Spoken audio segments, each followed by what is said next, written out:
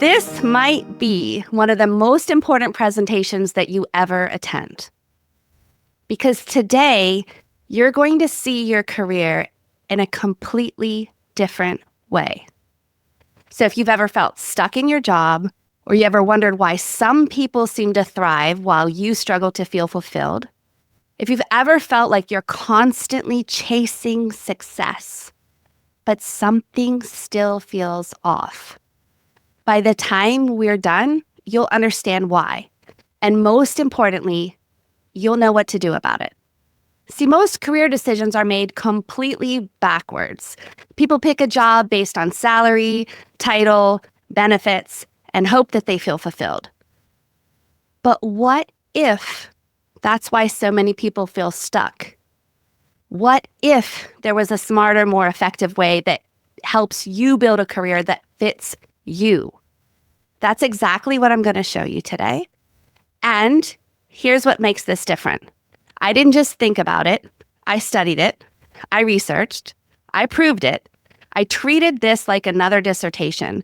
I immersed myself in research-tested frameworks and worked with real people to refine this method. And in the process, I've built a repeatable, data-driven way to create career alignment without guessing, without wasting time, and without falling into the same cycle of frustration. This became what I call the next success method. And today, I'm going to give you a piece of it. So here's what you're going to walk away with. My number one most powerful clarity question, the one that has helped clients unlock more insight in one conversation than months of trial and error. 2 frameworks that you can use right now to start making sense of your career path. But first, I need to show you why most people get career decisions wrong so that you don't keep making the same mistakes. Okay, you will go through career transitions. That's inevitable. The only question is how? By choice, you take control, you make the decision. Or by force, you're caught off guard, a layoff, burnout, company shift, or unexpected life event makes the decision for you. Most people wait until they're forced, but if you wait, you're going to be already behind.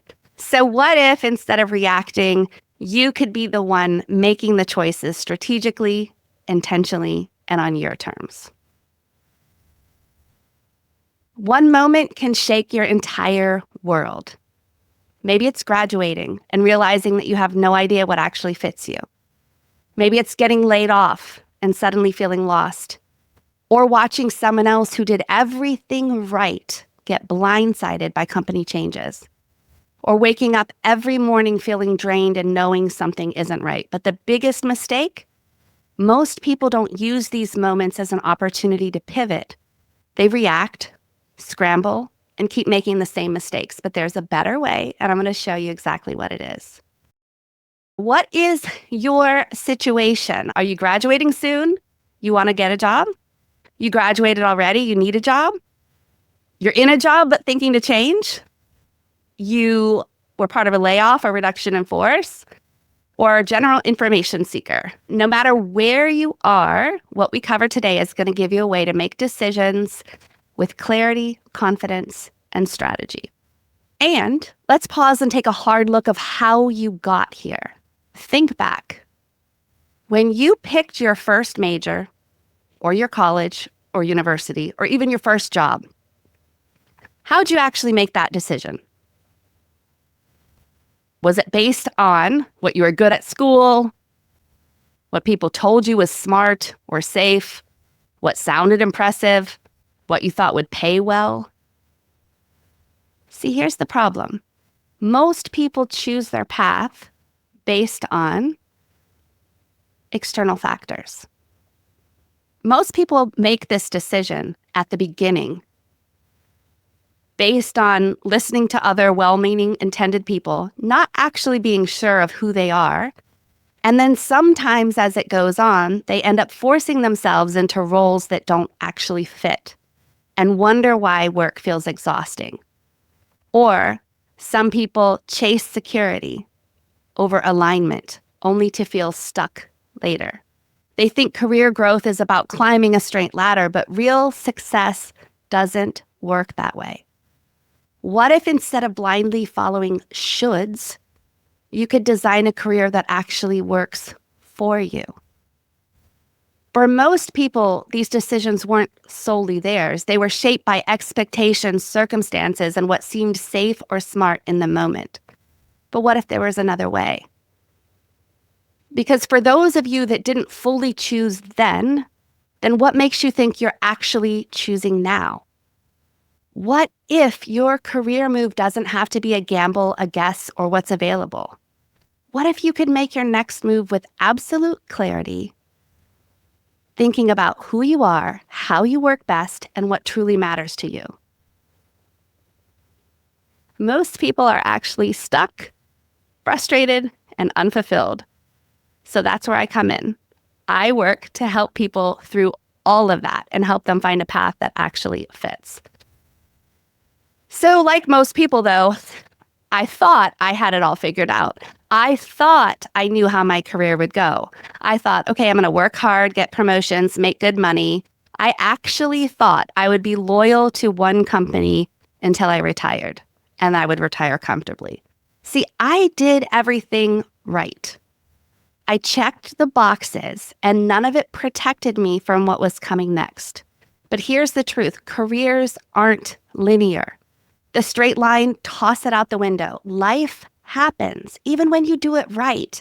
And if you aren't prepared to navigate the twists and turns, you'll feel lost when things don't go as planned. So let's rewind. Even from the start, I wasn't just a good student. I was the best. High school valedictorian. Got a scholarship at the University of Akron. Graduated with my bachelor's degree in chemistry. I earned a graduate assistantship in polymer science. Then I was awarded a prestigious competitive research fellowship that was given to only one student in all of North America. And just when I thought things couldn't get any better, I met my husband. See, he came to take a 1-week training course that I was helping teach. We got married. He was in North Carolina. So I planned and I landed a job in North Carolina at a company called Lord Corporation. At Lord, I developed new fatigue and fracture test methods. I won awards. My husband and I welcomed our first child. I developed a structural adhesive that hit $1 million sales in the first 6 months. See, I had proof that I was on the right path. I was successful. But just when I thought I had it all figured out, life threw a curveball. And on January 9th, 2009, as I rounded the corner to my cubicle, I saw my boss's boss walking straight toward me. After a brief discussion, I followed him to the small conference room, the one far away from everyone else. And just before I stepped inside, I saw them. On the other side of the table was HR, my boss, and a paper on the table. Oh. I was directed to sit. Projected sales are down 40%. Wait, what? 40%? That can't be right. We had just launched a product that made over $1 million of sales in 6 months. We have to make a 10% reduction in force.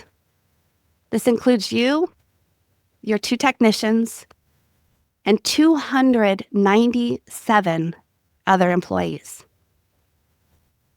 I had 72 hours to decide if I would take that 6 month of severance, even though my 18-month non-compete still held. They took my badge, and I was escorted out. See, I was unemployed, and then it was really interesting.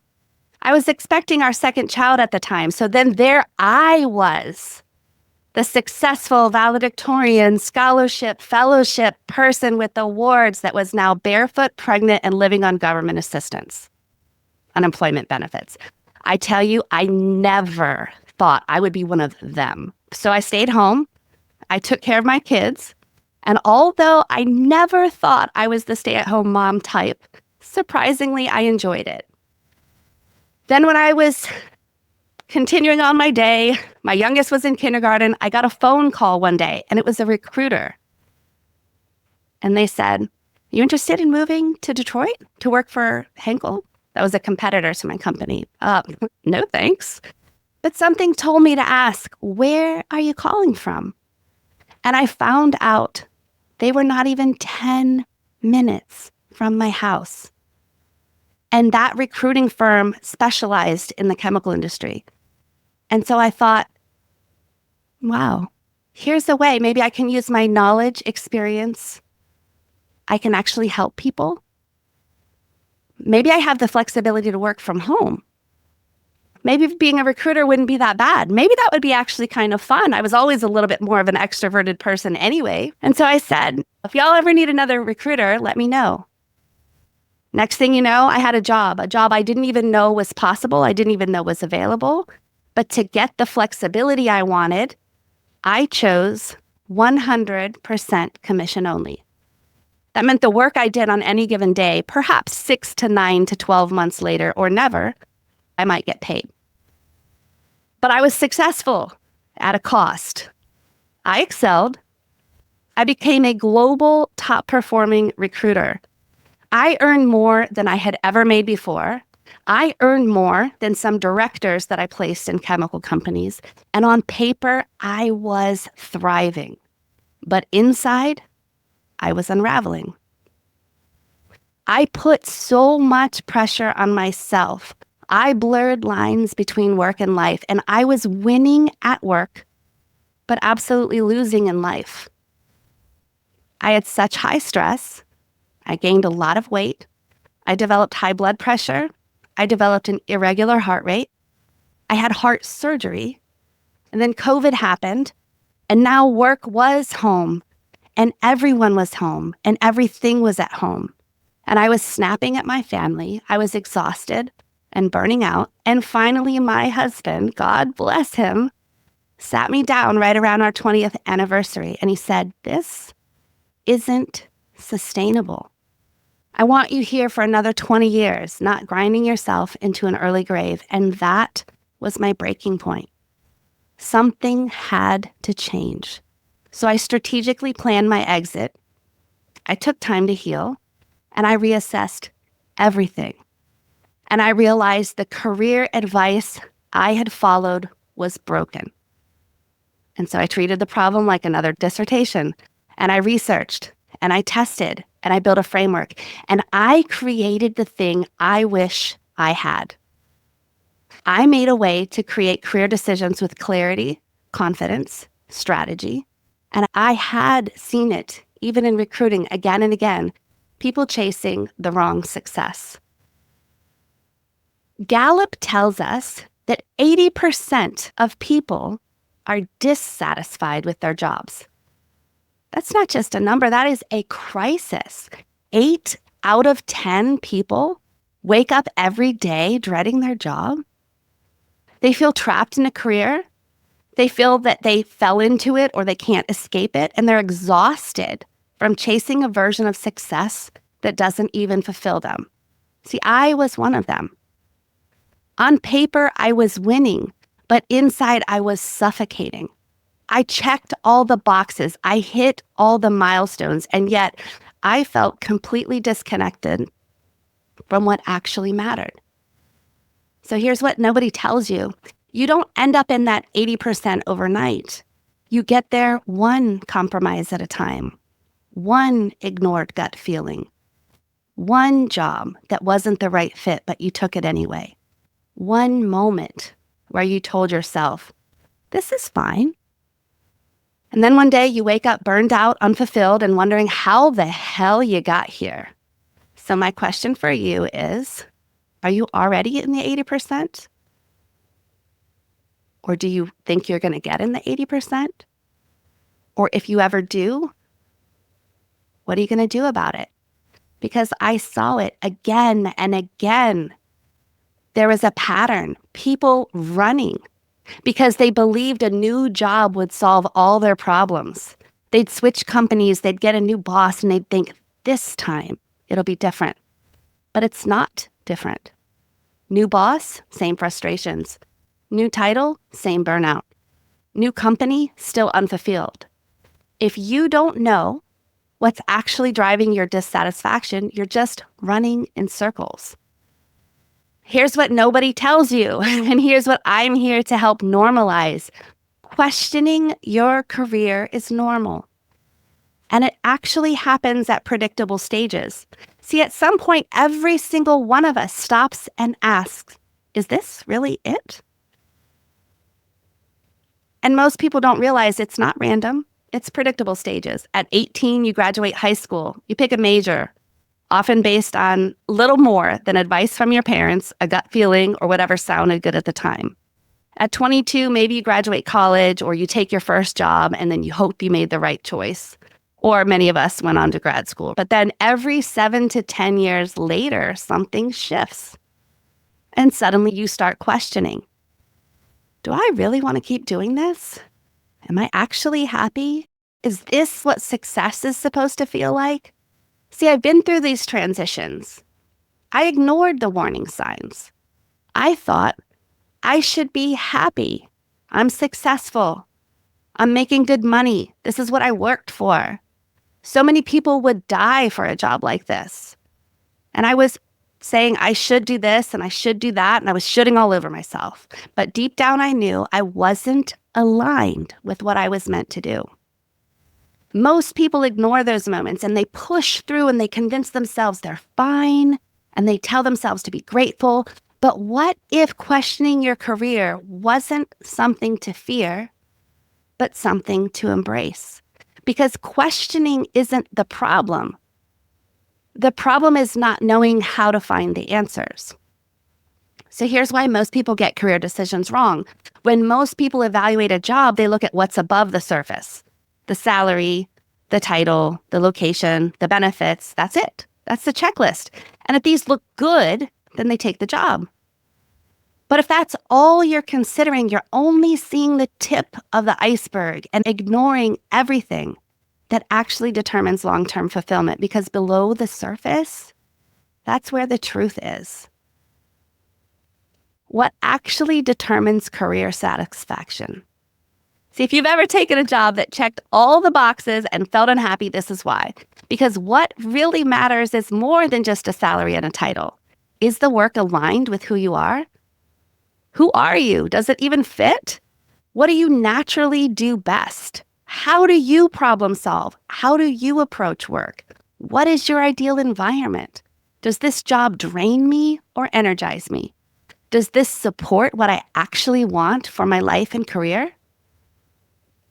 And if you don't answer these questions, you're going to make a blind career decision. And that's how people end up trapped in the 80%. You get there one ignored gut feeling at a time. One job that looked good on paper at the time. So that is what we fix. Because career satisfaction isn't about luck. It's about alignment. If you think of you, your life, your work as a puzzle, but you've been told to chase work-life balance as if there was a work you and a home you, as if you have two separate entities completely of you and you're going to just balance them. That's not how it actually works. There's only one you. So what you need to do is strive for integration, because you have your own abilities, your skills, the things that make you you, your goals, your values, the things you want. Your company has its own mission, vision, values, goals, objectives, roles, responsibilities. And if you don't know who you are, you're just going to fit into what they wanted. And later you may realize that's not actually what you wanted.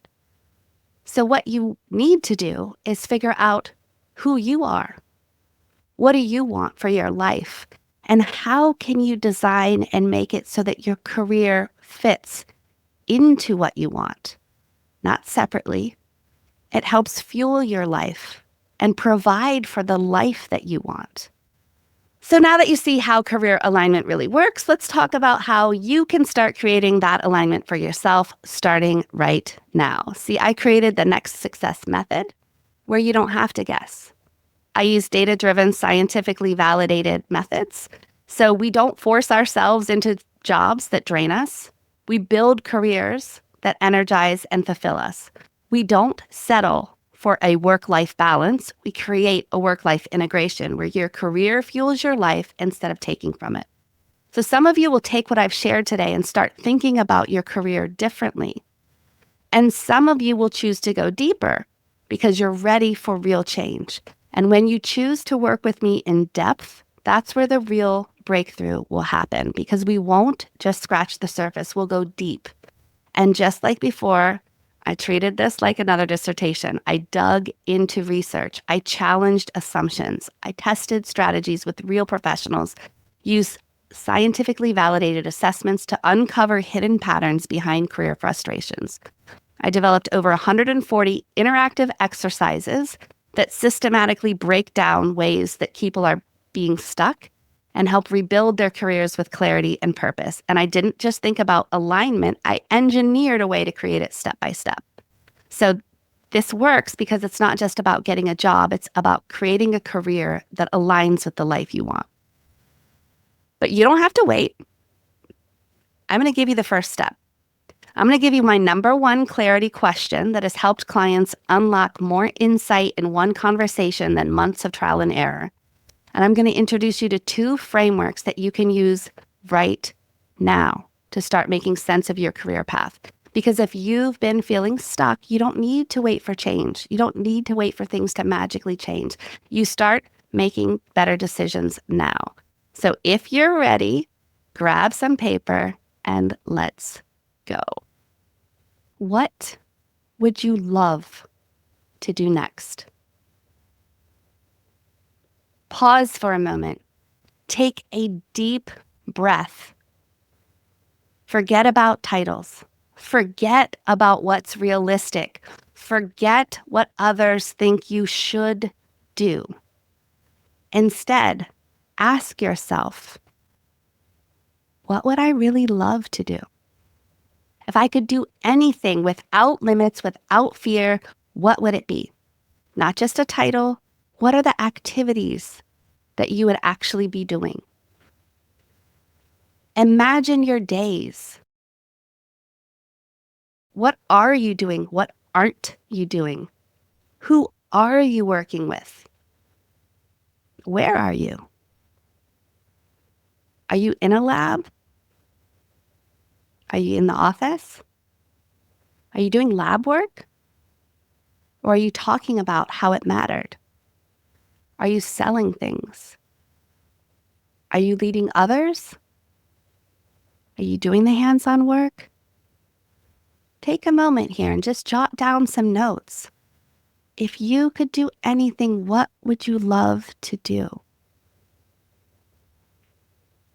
See, sometimes you'll realize something's missing or you've been forcing yourself to tolerate things. Now, okay, in grad school, you have to, right? You have to force yourself to tolerate to actually getting that research done. You have to do it because you need to get the degree. But once you move on from that, what if I'm tolerating that you would be so happy to leave behind? Really see it. Don't filter. Jot it down. You really want to make sure you're honest with yourself because your future self is counting on you. You don't have to know your exact dream job today, but you can start to identify what truly matters to you. So I want you to look at these 6 career motivators, and you can write them down. Challenge, location, advancement, money, people, and security, like job security.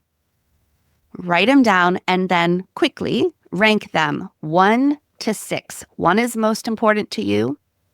6 is least important to you, although it's still important. All these things are important. But if somebody twisted your arm and forced you, like make a ranking right now, take a moment.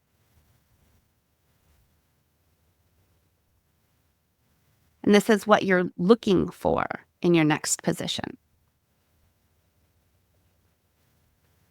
Now, here's the thing. We're scientists. So sometimes as scientists, it's like, well, wait, what? I got to make sure. What are all the things that are qualifying and how can I make sure I get this right? Well, you can't get it wrong. But knowing this and understanding how you rank these things will now give you a little bit of a guide map of how to look at different jobs, how to decide what is important to you and whether that's aligning with what you want or not. Now, this will help you because if your career doesn't align with your top priorities, it's going to feel like a push. But when it is aligned with what you want, then we're starting to move forward, starting to move toward being aligned, starting to move toward success that feels effortless instead of exhausting.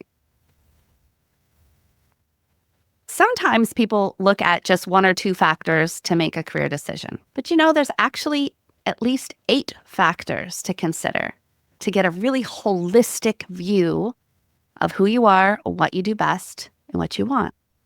See, most people were taught to do just the 1 or 2 factors, the salary or job title or location, but real fulfilling long-term success, the kind that doesn't just look good on paper, but actually feels right, requires an understanding of all of who you are. So that's what the whole person model helps to uncover. Not just what job should I take, but who am I, what do I do best, and how do I build a career that actually aligns with my life? So we're going to go through these one by one. And I encourage you this is where the 140 different exercises come in. Many of them are all around this, but we're going to just kind of go through each one, talk about it a little bit, and you can jot some notes that will help you. Most people are running from something. They spend their careers running from the burnout, from the bad boss, from the toxic workplace, from boredom, from financial stress. But this whole person model helps you to run to something. You can define your own vision, not just for your career, but for your life. Because when you're crystal clear on where you're going, your career becomes a vehicle to get you there, not an obstacle that's in your way. So, you don't just pick a path at 18 and ride it on to retirement. Your career can shift and evolve and transition. This is where it said that questioning happens at predictable stages. So somebody at the beginning of their career, or that bright, young, optimistic girl on the left, she thinks she has it all figured out and she's going to go to college and everything's just going to be amazing. She's going to make a lot of money.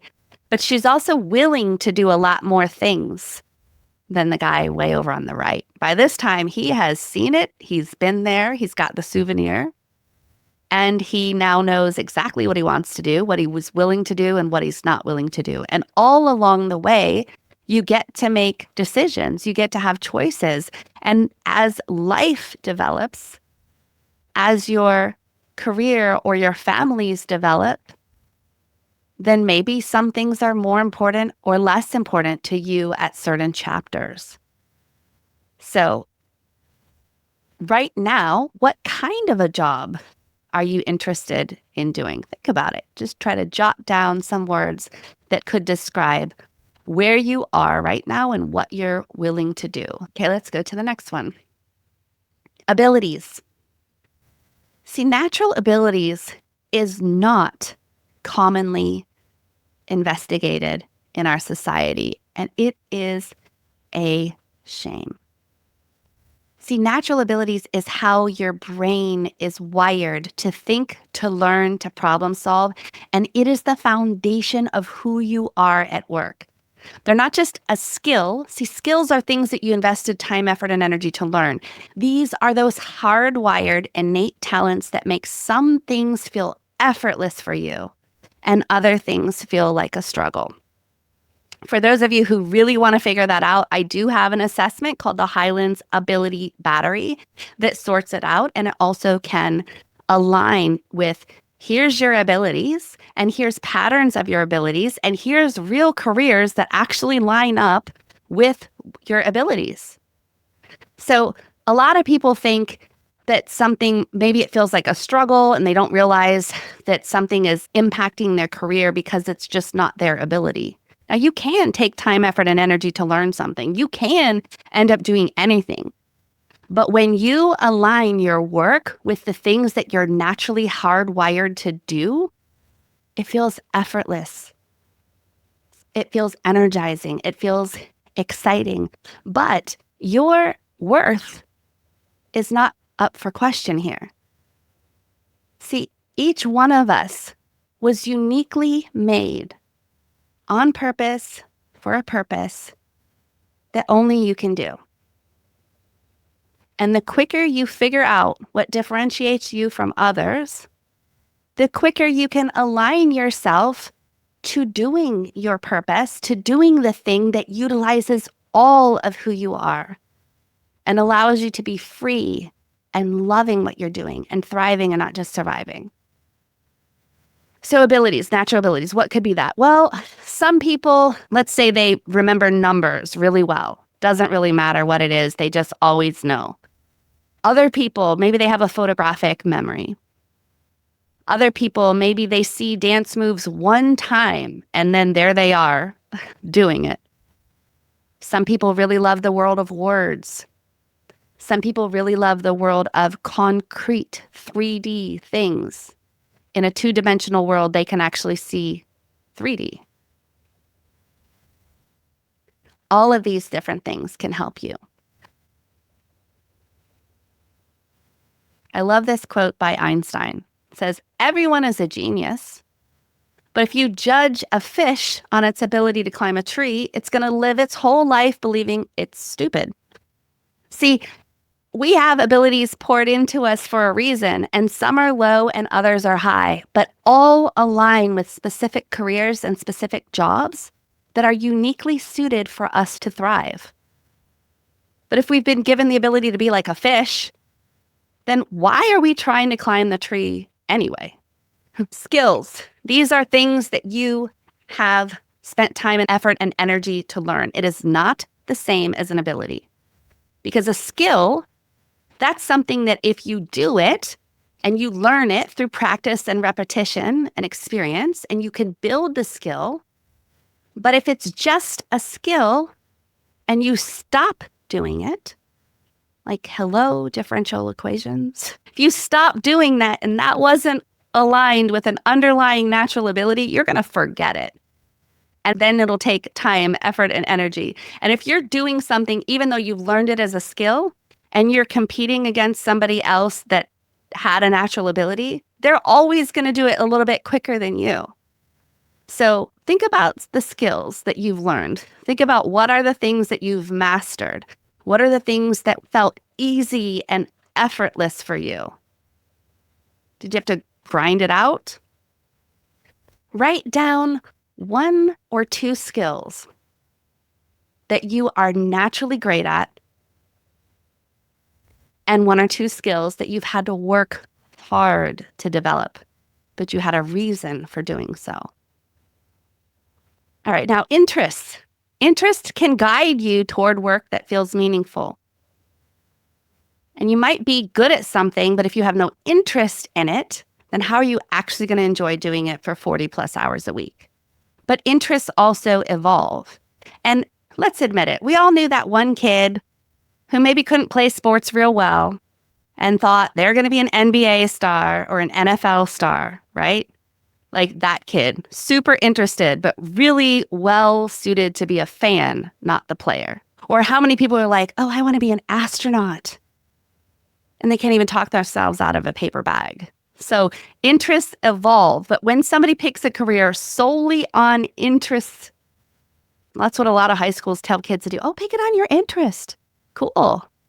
Well, their interest from 5 to 15 changed a lot. And from 15 to 30 can change a lot. So your interest will evolve. Some of the things that fascinated you when you were young still fascinate you now, but some don't necessarily spark the same excitement. And that's normal. But it's also something to pay attention to. So think about you. What topics or projects do you find yourself reading about, learning about, just for fun? If you had a whole day to do any type of work task, what would you choose because you're actually interested in it? Write down what comes to mind because you might surprise yourself. If I think back, even in grad school, I was more interested in talking about science than doing science. I could do it. I got the fellowship. I had the awards, even product development. I could do it. I could do it well. But what was I really interested in? Even in my co-op job, I made a point to go interview as many people as would give me the time of day and try to ask them, how did they get from 18 to then? What was their career path? What were the decisions? What were the things that they overcame? And how did it lead them to today? Even in high school, I was going for job shadowing all the time, as much as I could do. I was always, honestly, if I think back, always interested in careers and people. I just didn't know that was going to end up being my thing. So what are the things that you're interested in, the things that you find yourself loving to do? Your personal style is how you approach work. It's whether you thrive in structure or prefer flexibility. It's whether you love to collaborate or prefer working solo. It's not about what's better. It's about what's better for you. So ask yourself, do you thrive with clear guidelines and structure? Or do you prefer freedom to figure things out in your own way? Do you feel drained after a day of having to be with a team? Or does working alone leave you feeling really disconnected? I have assessments for all this too, but you can think about it and come to a pretty good understanding. But for those of you that do want to go deeper, we can do that later. But are you an introvert or an extrovert? Are you a generalist that you like to know a little about a lot of things? Or a specialist where you want to go super deep, know all you can about a subject, and then go out and tell the world about it? You can guess which one I am. This also has to do with your communication style. See, some people are direct, some people are indirect, some people are open, some people are guarded. No style is wrong, no style is better than another, but once you know more about who you are, once you know more about what's important to you, once you know more about the kind of work that your personal style influences, it helps you because you can use that in your decision-making power. So even in an interview, when they say, tell me about yourself, right? That like open-ended killer question. But you can say, actually, I'm a specialist. I really like to go deep on a subject. I love understanding how many different things interconnect and why and how it can impact the greater overall project. But I do like, even though I'm an extrovert, I love people. I love getting energy from being around people. But as a specialist, I need a little time to work on my own first and then go out and tell the world about it. And also, you're going to enjoy having me work for you, actually, because I'm a direct communicator. You will never need to guess about what I'm thinking. I'm going to go ahead and tell you directly. So those kinds of things, they can be utilized. You can have that information and it can help you to discern and choose and decide if a job is really going to be something you love to do or just kind of tolerate. All right, your career does not exist in a vacuum. It's going to be deeply influenced by the family you came from, by your upbringing, by your responsibilities. It's really cool. Sometimes there are generations of people who choose similar careers. If you grow up on a farm, you're going to have a really good understanding of work ethic and getting things done. If you grew up with the top right there, those parents, I'm sure they mean well, but they're kind of distracted in this moment. So that child is going to be really independent and be able to figure things out on their own. Somebody who watched a family struggle to make ends meet, They might be hell-bent on never having that happen to them again. Take a moment and think about who has influenced your decisions the most. What expectations have shaped your path? And does it align with what you actually want? And then as you go in your career, the family that you have, the family that you choose, their needs also become important. So family influences a lot. Even when I was thinking about being a recruiter, the job I didn't even know existed, I thought, oh, maybe this is the way that I could have flexibility and actually work from home, because computer science people worked from home, but chemists in a lab, sorry, there's no work from home. You had to be there doing it and formulating it. But then I thought, ooh, what do I want? I want to drop off and pick up my kids from school. How can I do that? Something where I'm talking to people seems like a great idea. Something where I might be able to work from home if they're ill seems like a great idea. So what is it from your family of origin that's influencing your career decision? And what is it from the family that you have now that's helping you or making some constraints or some things that you want to have your career fit into? Take a moment and write a couple of those down. Values. Values are non-negotiables. If your job violates your values, it's not going to matter how much it pays because you're going to feel out of alignment. So think about what makes you angry, what makes you passionate, what gives you a deep sense of purpose. When have you felt the most fulfilled in your work? So you can take time and write down 3 to 5 values that truly matter to you. They can help you make every career decision.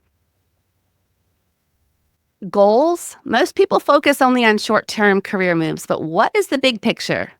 What do you want for your life? Your career should support your life, not the other way around. So think about it. Where do you want to be 5, 10, 20 years from now? What kind of lifestyle do you want? What is one big goal that excites you? Write it down, because the first step to making it real is defining it.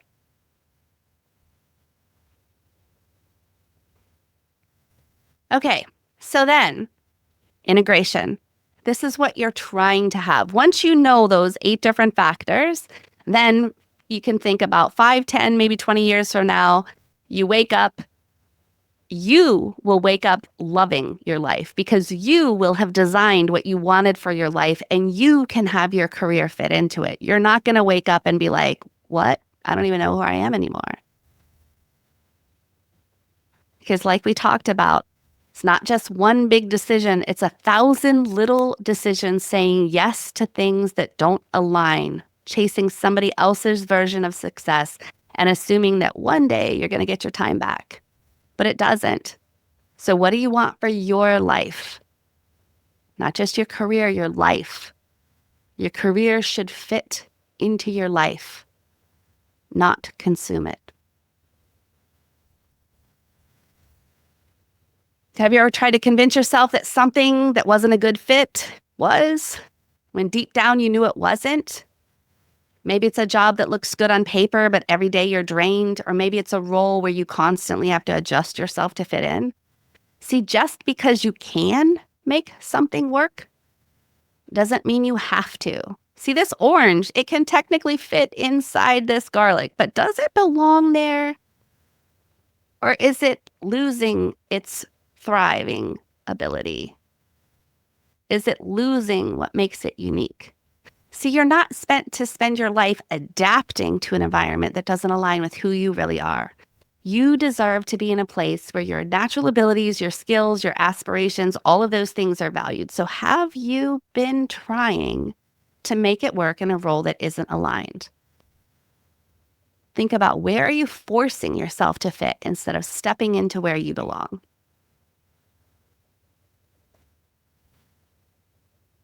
And right now, some of you might be feeling that you're stuck, trapped in a job that's draining you, stuck in uncertainty and not knowing what's next, or having self-doubt, wondering if you can make a change. But here is the truth. You're never really stuck.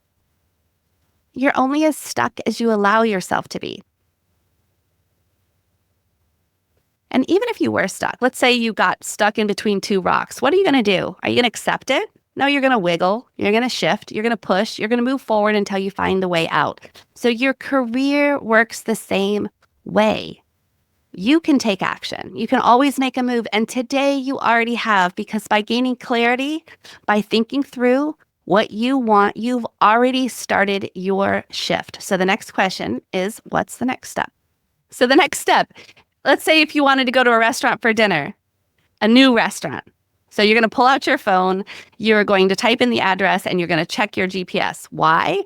Because you don't just drive around aimlessly hoping you're going to find the restaurant. You're going to get a map.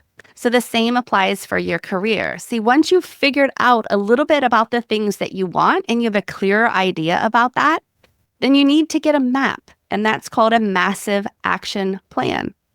So you can make a step-by-step guide to take you from where you are to where you truly belong. Because hope isn't a strategy. Clarity doesn't come without action. So if you're thinking, okay, well, that sounds great, but where do I start? Well, that's where the right coaching tools and assessments come in. So